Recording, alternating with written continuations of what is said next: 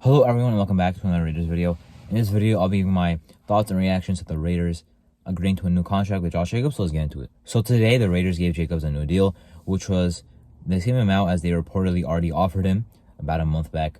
1 year for about $12 million.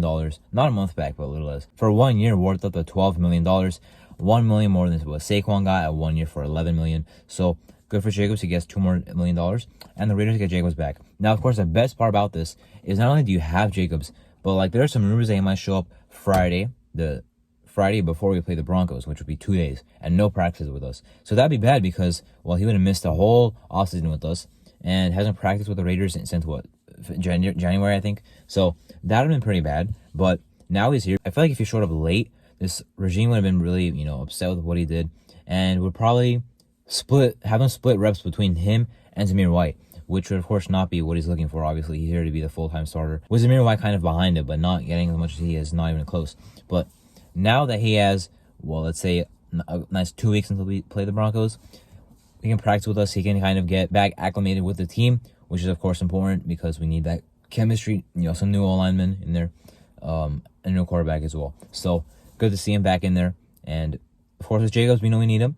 The run game has not looked that good in preseason, but we have guys who can run the ball like Zamir White and Sid McCormick, but they can't run the ball as well as Jacobs does. They can't break the tackles that Jacobs does. They can't find the lanes that Jacobs can.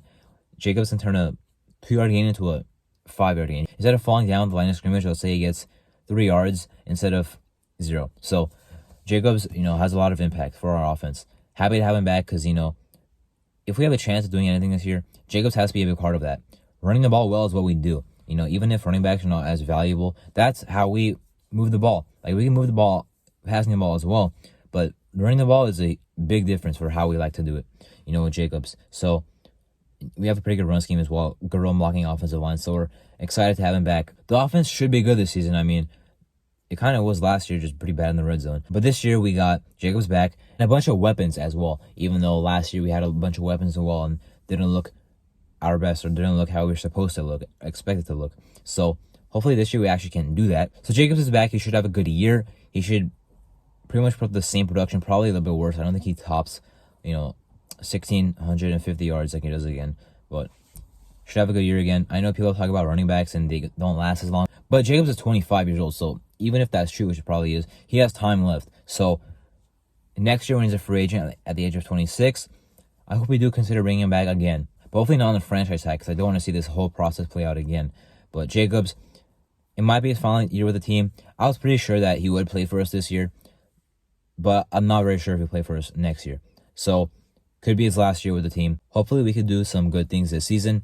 Jacobs should have a good year. Our offense should be elevated, and let's see what happens this regular season. Anyway, that was my thoughts and reaction, a short thoughts and reaction to the Raiders, Josh Jacobs, new contract. I'm Marto, and thank you so much for watching.